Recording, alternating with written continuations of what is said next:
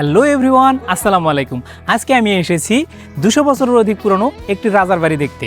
নওগাঁতে শুধু পাহাড়পুর নয়, রয়েছে 200 বছরের অধিক পুরনো একটি রাজার বাড়ি। তো চলুন আমরা দেখি এই রাজার বাড়ি।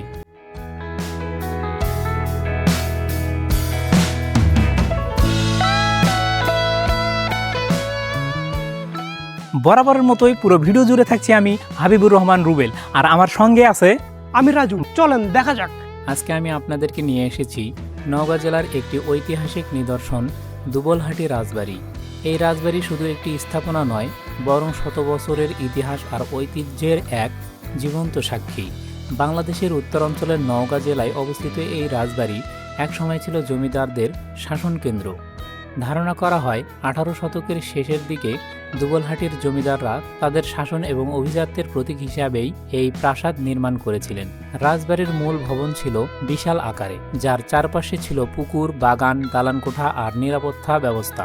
দুবলহাটির জমিদার পরিবার তাদের সময়ে শিল্প, সাহিত্য এবং শিক্ষার প্রসারের বিশেষ ভূমিকা রেখেছিলেন। স্থানীয়দের মুখে শোনা যায় এই রাজবাড়িতে একসময় বিভিন্ন সাংস্কৃতিক অনুষ্ঠান, পূজা, পার্বণ এবং জমকালো সভা সমিতি বসত। তবে সময়ের সাথে সাথে জমিদারি প্রথার অবসান হলে রাজবাড়ির সেই জৌলুস আর রয়ে গেল না। বর্তমানে এর অনেকটাই ধ্বংস হলেও এখনও দাঁড়িয়ে আছে প্রাচীন স্থাপত্যের অনন্য নিদর্শন। লাল ইটের দেয়াল, হেলান করা দরজা আর বড় বড় বারান্দা যেন আজও অতীতের দিনের অভিজাত্যকে স্মরণ করিয়ে দেয়। এই রাজবাড়ি শুধু ইতিহাস নয়, পর্যটকদের জন্য একটি আকর্ষণীয় ভ্রমণ স্থান। দর্শক, এখন আমরা উঠব রাজার বাড়ির সেই মিনারে। আসুন। রাস্তাটা কিন্তু অনেক ভয়ানক, আস্তে আস্তে আমরা উঠতেছি, তো দেখতে থাকুন।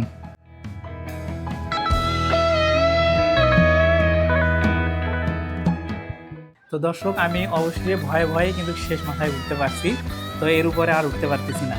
এই যে ছোট ভাইগুলো দেখেন অনেক সাহসী, এরা কিন্তু আগেই উঠছে।